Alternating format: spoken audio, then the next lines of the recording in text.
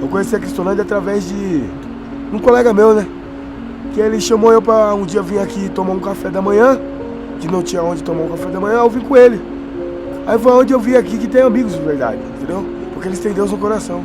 Aos 17 anos eu já era viciado em álcool, maconha e cocaína. Daí pra frente a minha vida foi de mal a pior. Já não tinha mais perspectiva de vida, longe da minha família, sozinho. O pessoal da igreja batista me convidou para orar e ele me perguntou: por que você não sai dessa vida? Eu disse: não consigo mais, já tentei várias vezes, minha família já tentou me ajudar e meu negócio é só morrer.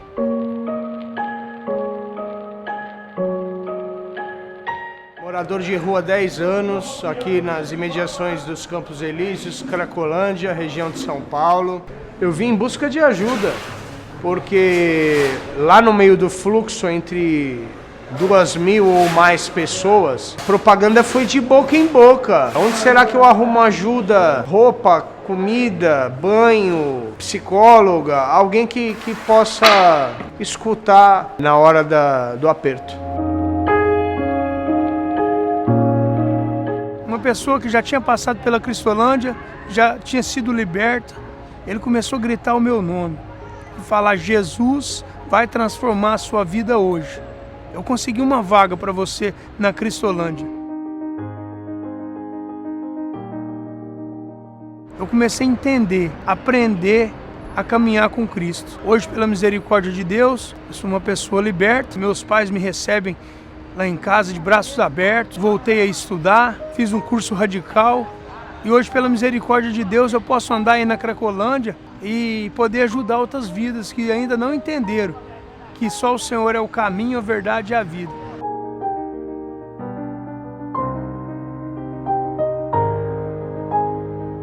A gente faz maior esforço para com que elas entendam que existe um caminho de libertação, um caminho de salvação, e esse caminho é Jesus Cristo. Eu cheguei são e salvo novamente no meu seio familiar, graças a Deus, para a honra e glória do nome dele. O projeto Cristolândia significa tudo para mim, porque é através dela que eu conheci Jesus Cristo. Nas Cracolândias de todo o Brasil ainda existem milhares de homens e mulheres que clamam por libertação. E Luiz é um dos que deseja ter a vida transformada. Meu sonho, primeiramente, é me recuperar e exercer minha profissão, né? Que eu sou um consultor civil, tem que ter uma vida normal, entendeu? Que nem todos têm. Sua parceria é muito importante. Comprometa-se, ore, invista e sustente essa causa para que possamos levar o projeto Cristolândia a todo o país e demonstrar o amor de Deus, que é o único capaz de libertar e transformar a triste realidade dessas vidas.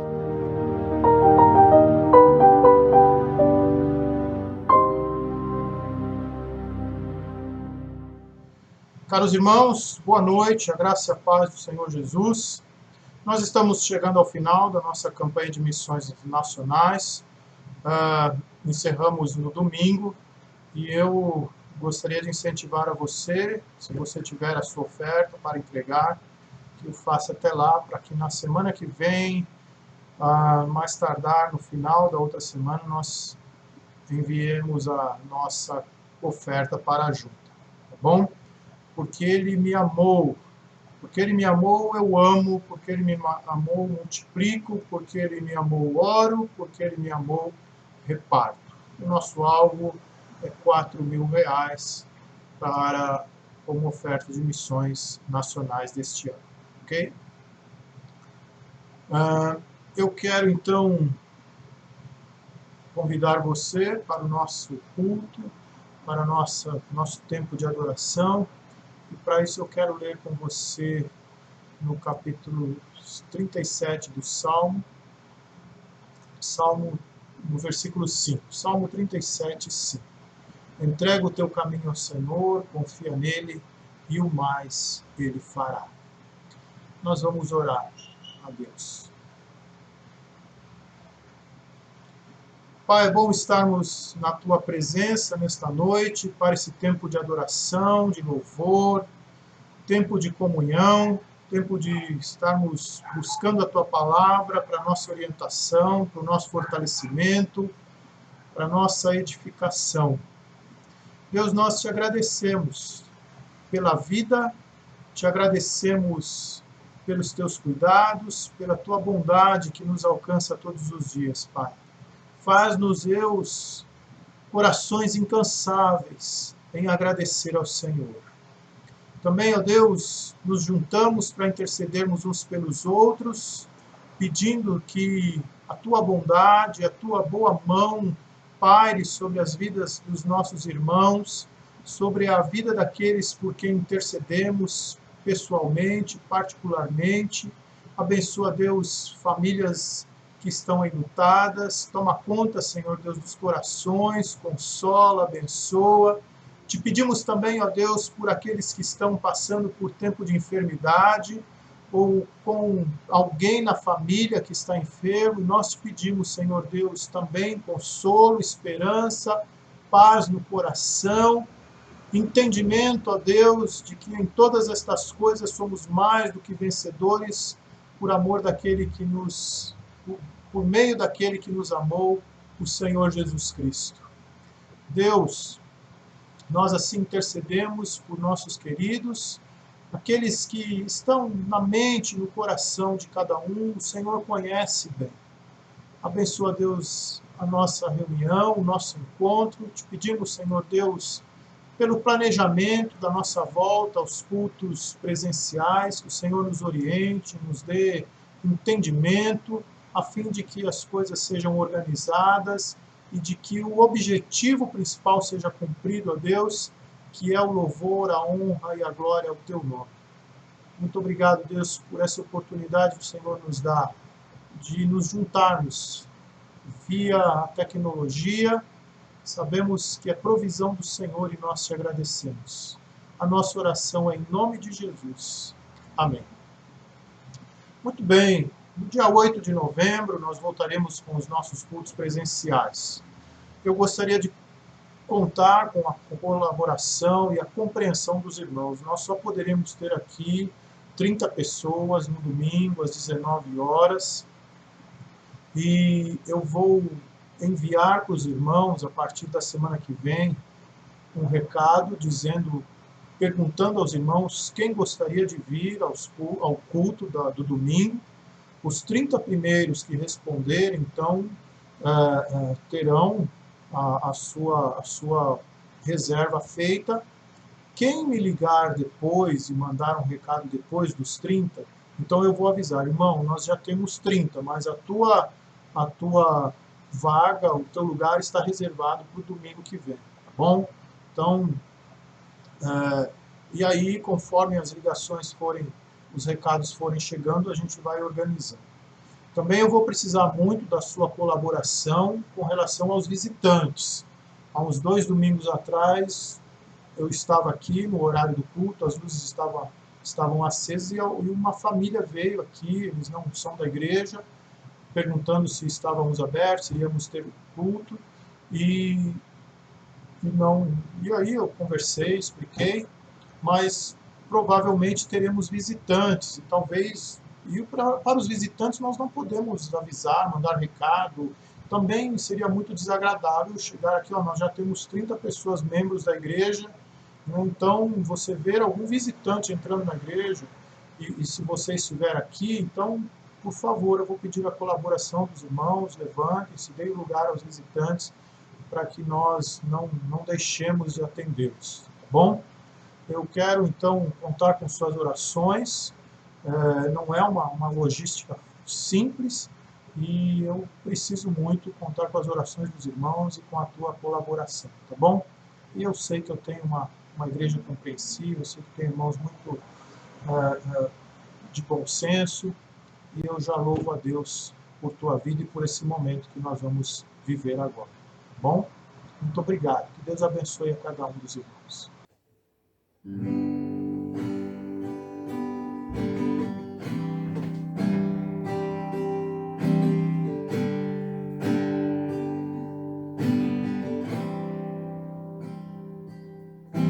Entrego a ti a minha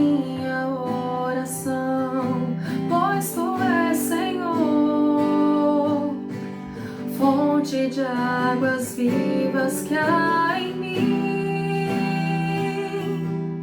És a minha esperança, eu descanso em ti. Posso confiar que a vitória está por vir. Segura estou em ti, tu és o Deus de amor. Não temerei o mal, tu és o grande eu sou. Eu ergo minhas mãos, preciso receber tua palavra, ó Deus, que me fará vencer.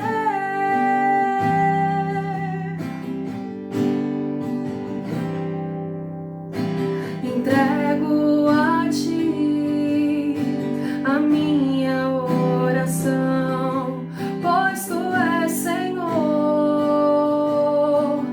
fonte de águas vivas que há em mim. És a minha esperança, eu descanso em ti. Posso confiar que a vitória está por vir. Segura estou em ti, tu és o Deus de amor. Não temerei o mal, tu és o grande eu sou. Eu ergo minhas mãos, preciso receber tua palavra, ó Deus, que me fará vencer. Tua palavra, ó Deus, que me fará vencer. Tua palavra, ó Deus, que me fará vencer.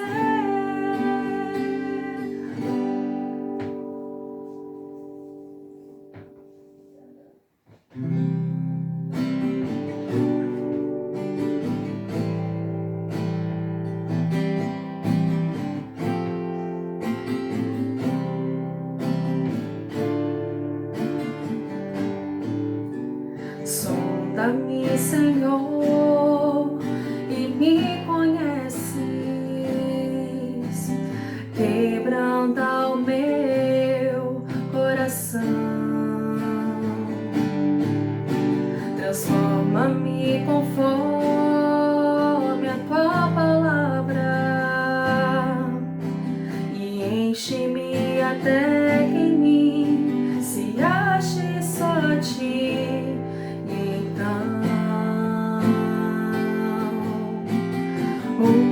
Usa-me, Senhor.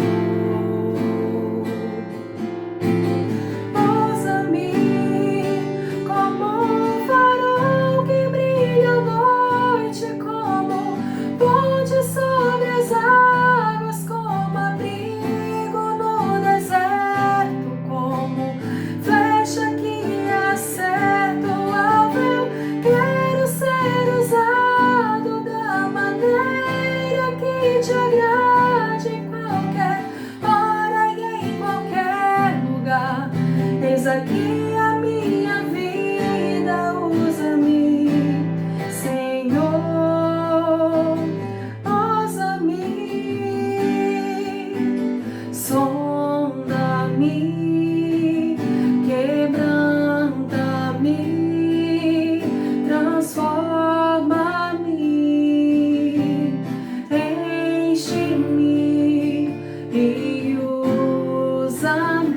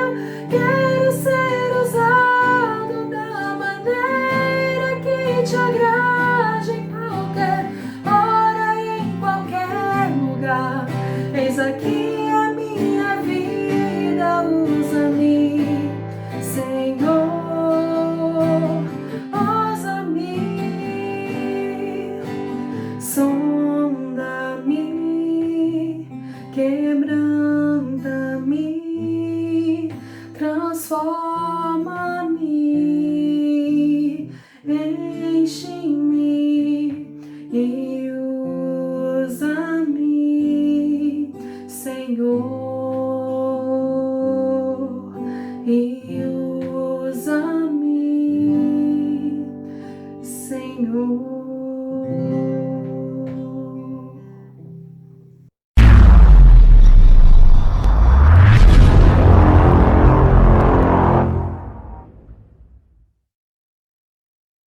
Eu quero convidá-lo a ler comigo nesta noite, no capítulo 8 de Romanos, a partir do verso 31. Que diremos, pois, à vista destas coisas? Se Deus é por nós, quem será contra nós? Aquele que não poupou o seu próprio filho, antes, por todos nós, entregou. Porventura não nos dará graciosamente com ele todas as coisas? Quem intentará acusação contra os eleitos de Deus? É Deus quem os justifica. Quem os condenará? É Cristo quem morreu, ou antes quem ressuscitou, o qual está à direita de Deus e também intercede por todos nós. Quem nos separará do amor de Cristo? Será a tribulação, ou angústia, ou perseguição, ou fome, ou nudez, ou perigo, ou espada? Como está escrito, por amor de ti somos entregues à morte o dia todo. Fomos considerados como ovelhas para o matadouro. Em todas estas coisas, porém, somos mais que vencedores por meio daquele que nos amou. Porque eu estou bem certo de que nem a morte, nem a vida, nem os anjos, nem os principados, nem as coisas do presente, nem do porvir, nem os poderes, nem a altura, nem a profundidade, nem qualquer outra criatura poderá separar-nos do amor de Deus que está em Cristo Jesus, o nosso Senhor. Vamos orar, meus irmãos.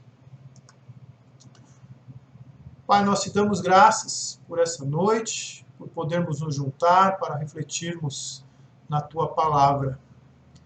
Que colhamos, ó Deus, lições para a nossa vida.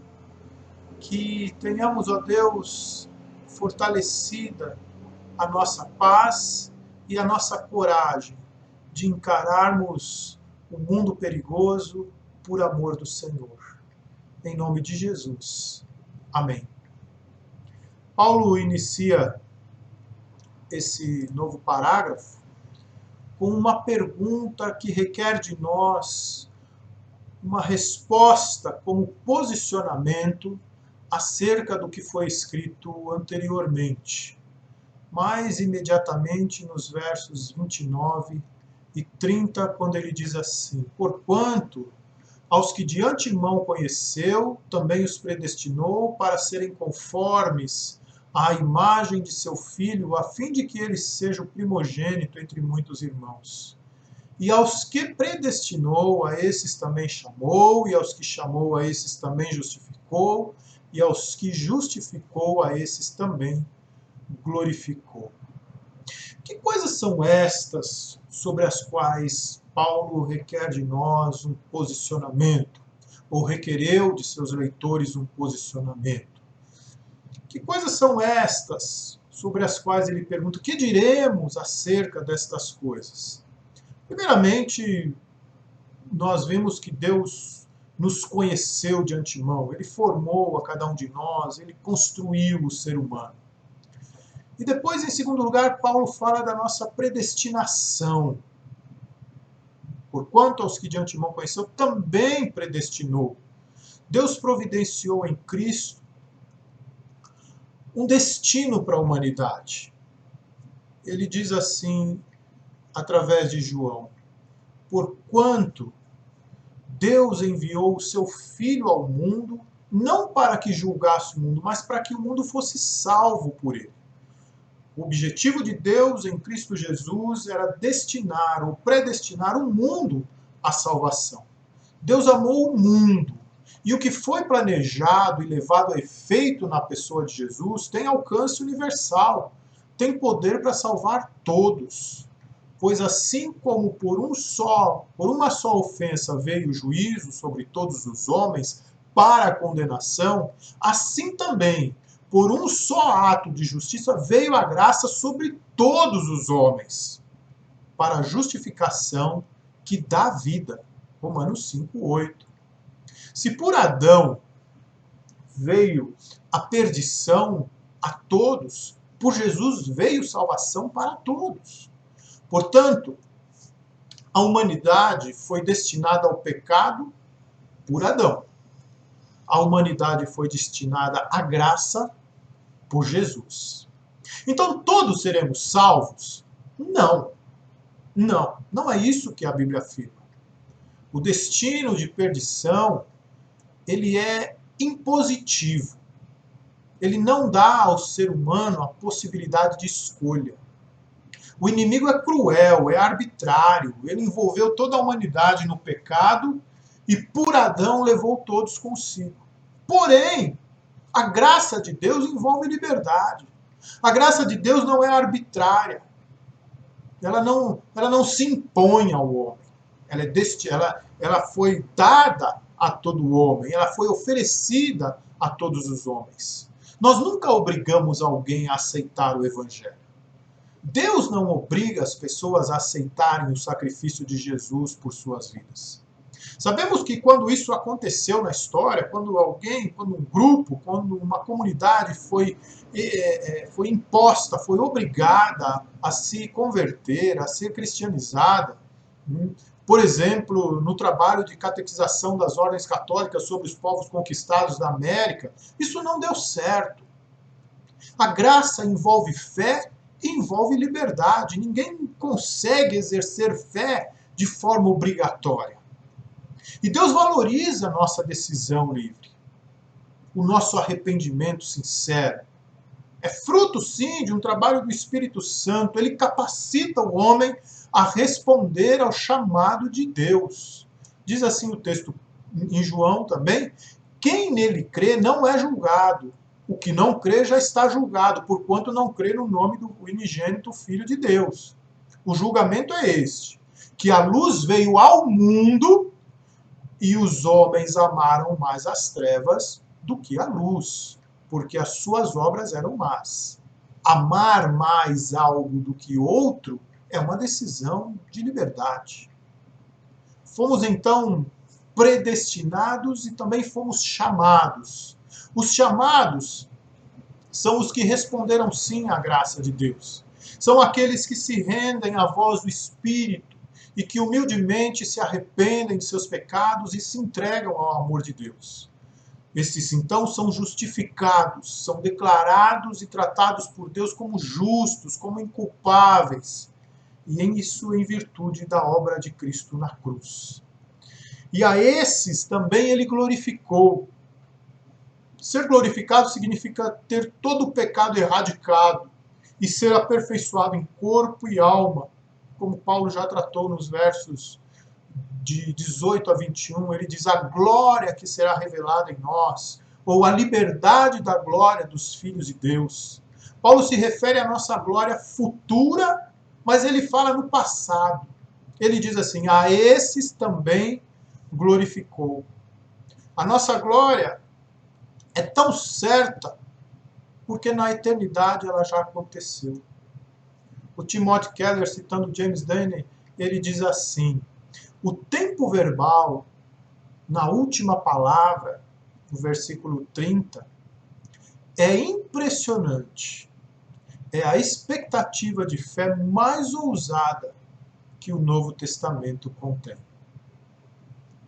O que dizer acerca destas coisas, então, da nossa predestinação, do nosso chamado, da nossa justificação e da nossa glorificação? Essa pergunta que Paulo faz no verso 31 do parágrafo que lemos. O que dizer acerca destas coisas? Quais devem ser as nossas reações diante das verdades do Evangelho que nos alcançou pela graça de Deus? E para responder a essas perguntas, Paulo então fortalece a sua argumentação através de outras perguntas aos seus leitores e, ao mesmo tempo, ele vai respondendo o que dizer. A primeira pergunta é: se Deus é por nós, quem será contra nós? O que dizer acerca destas coisas? Se Deus é por nós, quem será contra nós?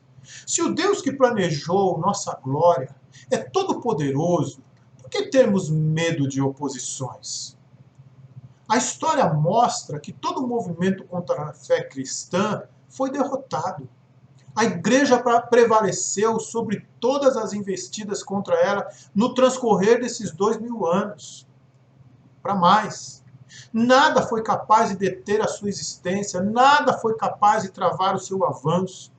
Fique em paz, meu irmão. Faça sua parte no reino como cristão, como alguém que ama a Deus, como alguém devoto. Faça sua parte como cristão. Até as perseguições são providenciadas, estão sob o direcionamento e propósitos de Deus. Não pense que algo vai sair do controle de Deus e que nós vamos ter que resolver. Não, não, não, não. O processo é o contrário. Talvez as coisas saiam do nosso controle, do nosso poder, mas de forma alguma saem fora do controle de Deus. O olhar distanciado que podemos ter da história nos mostra essa verdade.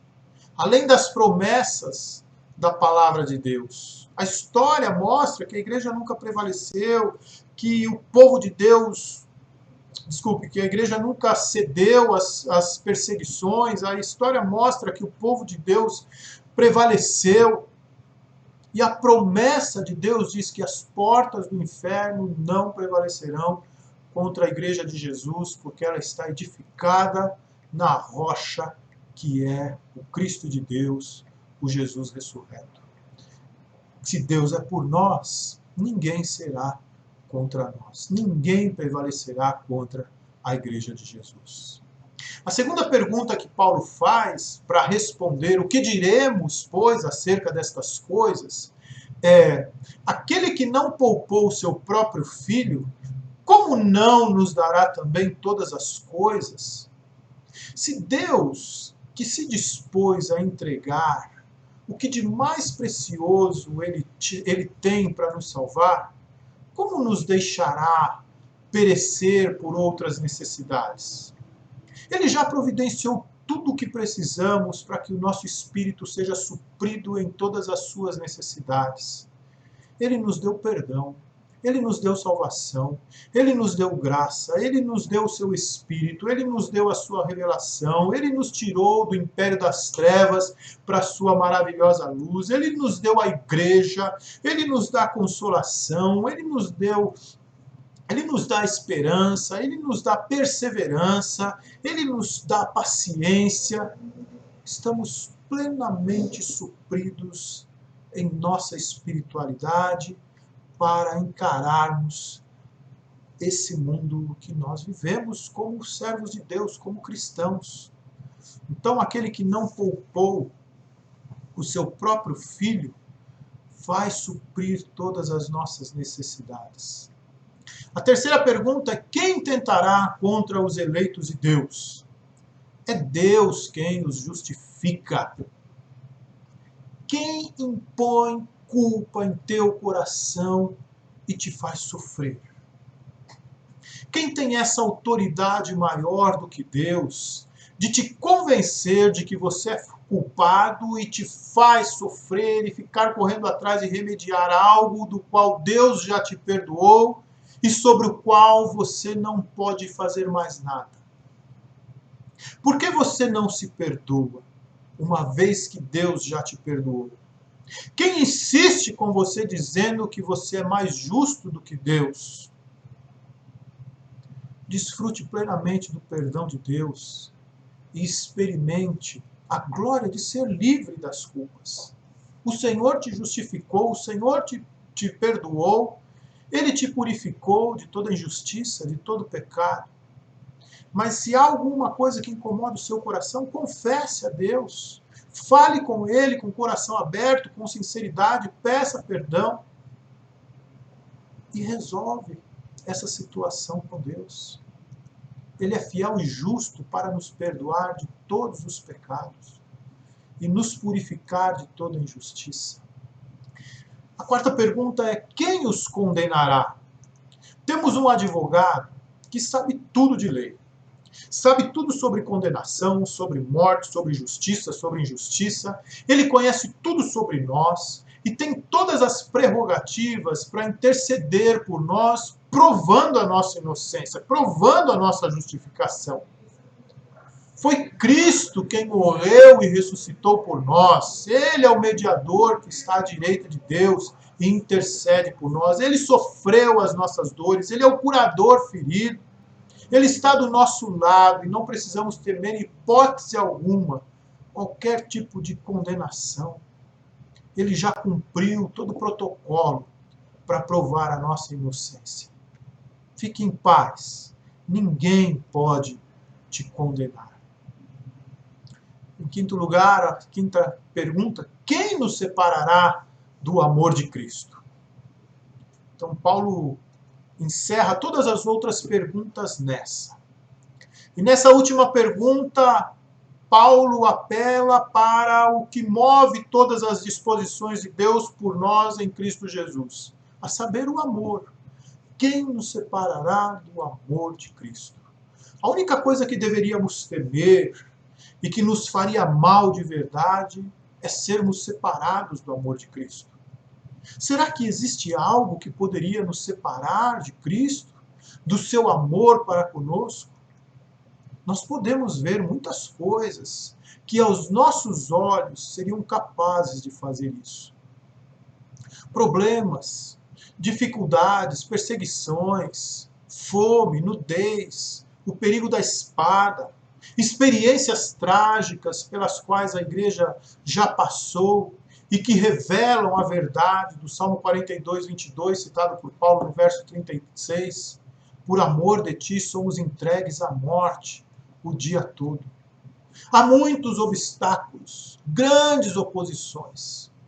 São coisas que podem nos separar do amor de Cristo num instante. Certo? Não. Não. De forma alguma. A verdade, meus irmãos, é que em todas estas coisas, porém, somos mais do que vencedores por meio daquele que nos amou. E nada, exatamente nada, Paulo diz que pode nos separar do amor de Cristo. Porque eu estou bem certo de que nem morte, nem vida, nem os anjos, nem os principados, nem as coisas do presente, nem do porvir, nem os poderes, nem a altura, nem a profundidade, nem qualquer outra criatura poderá separar-nos do amor de Deus que está em Cristo Jesus, nosso Senhor. Nenhuma situação é capaz de quebrar o que Deus fez. Ele nos predestinou, Ele nos chamou, Ele nos justificou, Ele nos glorificou. Essa sequência não pode ser comprometida por nada, nem por ninguém. O propósito das perguntas de Paulo é insistir comigo, é insistir com você, para que a gente deixe nossa descrença de que somos salvos inteiramente pela graça. E, portanto, estamos salvos para enfrentar a vida sem medo, sem receio, sem culpas, seguros de que Deus em Cristo Jesus nos ama e jamais nos deixará, jamais deixará que só um dos seus pequeninos se perca. E seguro dessas verdades, que a paz de Deus transborde do teu coração hoje e sempre. Nada pode nos separar do amor de Cristo. E em todas estas coisas, que porventura possam parecer aos nossos olhos capazes de provocar qualquer comprometimento à nossa relação com Deus, a esse amor que nos une, pode ter certeza que elas não podem nos separar do amor de Deus. De forma alguma.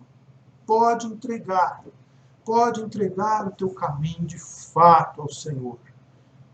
E o mais Ele já fez, e o mais Ele faz, e o mais Ele sempre fará.